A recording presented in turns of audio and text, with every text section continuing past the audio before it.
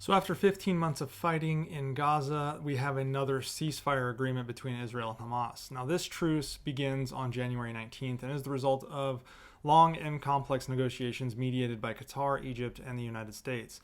Now the aim is to end the violence and address immediate humanitarian needs, as well as establish a framework for a longer-term peace. Now the agreement has several phases. First, during the initial 42 days, Hamas will release 33 hostages, including women, children, and elderly individuals, which frankly, they should have done that already. Now, in exchange, Israel will release hundreds of Palestinian prisoners and begin withdrawing its forces from heavily populated areas of Gaza. Now, this phase is critical for building trust and easing the tensions on both sides here.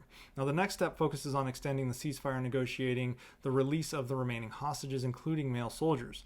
At the same time, Israel is expected to complete its troop withdrawal. Now, the hope is that these efforts will create a foundation for a more permanent resolution to the conflict. Once the immediate security concerns are addressed, the focus will shift to rebuilding Gaza. This means reopening border crossings, facilitating the return of displaced residents, and delivering humanitarian aid.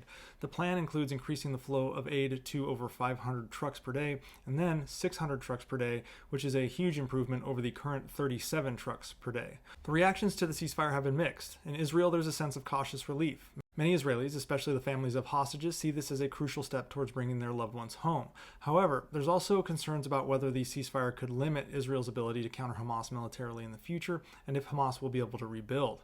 Some political factions view the truce as necessary, while others worry it might weaken their security stance. In Gaza, the response is a mix of joy, disbelief, and understandable skepticism. For many Palestinians, the ceasefire offers a glimmer of hope after months of relentless bombing, displacement, and loss of life. They're eager for the chance to rebuild their homes and lives. But there's also deep distrust there. It's shaped by past experiences with truces that didn't last. The humanitarian crisis in Gaza is immense, and while the ceasefire brings immediate relief, residents wonder if the promised aid and reconstruction efforts will actually materialize. Globally, the ceasefire has been welcomed by leaders and organizations alike. The United States played a significant role in pushing the agreement forward, with President Biden calling it one of his toughest negotiations he's ever been a part of. Now, European leaders have also praised the truce because it's going to allow us to address the humanitarian crisis and foster regional stability. That said, I am cautious about how long this ceasefire will hold. The agreement leaves many critical issues unresolved, such as the long-term political future of Gaza and the role of Hamas in that future.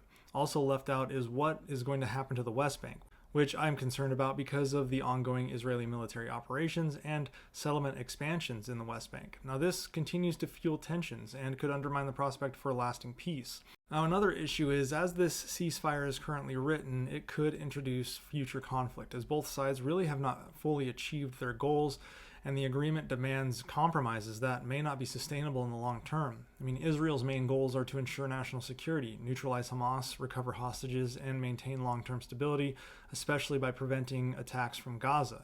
Hamas aims to end the Gaza blockade, secure political legitimacy, gain release of Palestinian prisoners, and maintain its power as a symbol of resistance against Israel.